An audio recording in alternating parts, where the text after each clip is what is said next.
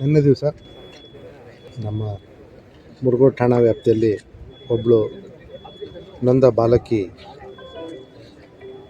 ನಮಗೆ ಒಂದು ದೂರನ್ನು ಕೊಡ್ತಾರೆ.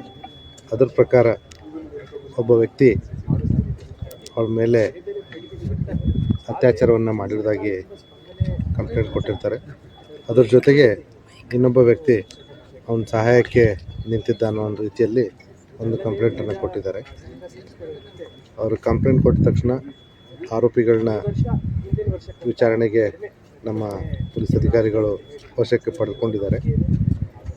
ಈಗ ಆಲ್ರೆಡಿ ನೊಂದ ಬಾಲಕಿ ನಮ್ಮ ಮಹಿಳಾ ಅಧಿಕಾರಿಗೆ ಒಬ್ಬರನ್ನ ನೇಮಿಸಿದ್ವಿ ಇದ್ರ ಬಗ್ಗೆ ವಿಚಾರಣೆ ಮಾಡಲಿಕ್ಕೆ. ಅವ್ರ ಮುಂದೆ ತನ್ನ ಹೇಳಿಕೆಯನ್ನು ಕೊಟ್ಟಿರೋದ್ರಿಂದ ಇವರಿಬ್ಬರು ವ್ಯಕ್ತಿಗಳು ಮಣಿಕಂಠ ಮತ್ತು ಈರಣ್ಣ ಇಬ್ಬರನ್ನೂ ಕೂಡ ನಾವು ನ್ಯಾಯಾಂಗ ಬಂಧನಕ್ಕೆ ವಶ ಕೊಡಲಿಕ್ಕೆ ಎಲ್ಲ ವ್ಯವಸ್ಥೆನ ಮಾಡ್ಕೊತಾ ಇದ್ವಿ.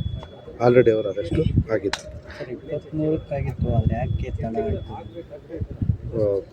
ಅದನ್ನು ನಾವು ನಮ್ಮ ತನಿಖೆಯಲ್ಲಿ ಕಂಡುಕೊಳ್ತೀವಿ, ಯಾಕೆ ತಡವಾಗಿ ಕಂಪ್ಲೇಂಟನ್ನು ಕೊಟ್ಟಿದ್ದಾರೆ ಅಂತ ಹೇಳ್ಬಿಟ್ಟು. ಸಾಮಾನ್ಯವಾಗಿ ಇಂಥ ಪ್ರಕರಣಗಳಲ್ಲಿ ನಾವು ಇಲ್ಲಿವರೆಗೆ ನಮ್ಮ ಅನುಭವದ ಪ್ರಕಾರ ಸಾಮಾನ್ಯವಾಗಿ ಈ ರೀತಿ ಆದಾಗ ಬಾಲಕಿಯರು ಒಂದು ರೀತಿ ಒಂದು ಶಾಕ್ಗೆ ಒಳಗಾಗ್ತಾರೆ. ಫಸ್ಟಿಗೆ ಹೇಳ್ಕೊಂಡಿರೋದಿಲ್ಲ. ಹೇಳ್ಕೊಂಡ್ಮೇಲೆ ಕೂಡ ಕೆಲವೊಂದು ಪಾಲಕರು ಪೋಷಕರು ಮಾನ ಮರ್ಯಾದೆ ಅಂತ ಹೆದರ್ಕೊಂಡ್ಬಿಟ್ಬಿಟ್ಟು ಇದನ್ನು ಪೊಲೀಸರಿಗೂ ತರಲಿಕ್ಕೆ ಹಿಂದೆ ಮುಂದೆ ನೋಡ್ತಾರೆ.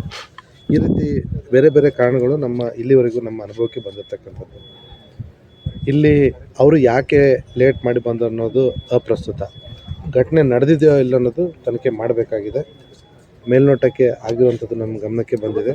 ಹಾಗಾಗಿ ಆಲ್ರೆಡಿ ಆರೋಪಿಗಳನ್ನ ನಾವು ಅರೆಸ್ಟ್ ಮಾಡಿ ಸರ್ ಅವ್ರ ಫ್ಯಾಮಿಲಿಗೆ ರಕ್ಷಣೆ ಕೊಡುವಂಥದ್ದು ಆಲ್ರೆಡಿ ನಮ್ಮದು ಆರೋಪಿಗಳನ್ನ ಬಂಧನ ಮಾಡಿದ್ಮೇಲೆ ಏನು ಇಮಿಡಿಯೇಟ್ ಒಂದು ಥ್ರೆಟ್ ಇರುತ್ತೆ ಅದು ಹೋದಂಗೆ. ಅದಕ್ಕೂ ಮೀರಿ ಅವರಿಗೆ ಏನಾದರೂ ರಕ್ಷಣೆ ಅವಶ್ಯಕತೆ ಇದ್ದರೆ ನಾವು ಡೆಫಿನೆಟ್ಲಿ ಕೊಡ್ತೀವಿ.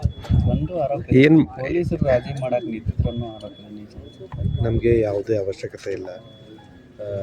ಅದರಲ್ಲೂ ವಿಶೇಷವಾಗಿ ಈ ಪೋಕ್ಸೋ ಪ್ರಕರಣಗಳಲ್ಲಿ ನಾವು ತಂಟೆಗೆ ಹೋಗೋದಿಲ್ಲ. ರಾಜಿ ಮಾಡೋಂಥ ಪ್ರಕರಣವೂ ಅಲ್ಲ, ರಾಜಿ ಮಾಡೋ ವಿಷಯನೂ ಅಲ್ಲ, ರಾಜಿ ಮಾಡೋದು ಪೊಲೀಸರ ಕೆಲಸನೂ ಕೂಡ. ಏನು ಕೆಲಸ ಮಾಡ್ತಿದ್ರಿ ಏನಾದರೂ ಇದೆ ಸರ್ ಹುಡುಗರು? ಅದು ಸ್ವಲ್ಪ ಜಾಸ್ತಿ ಹೇಳಿಬಿಟ್ರೆ ಓಕೆ ಸಮಸ್ಯೆ.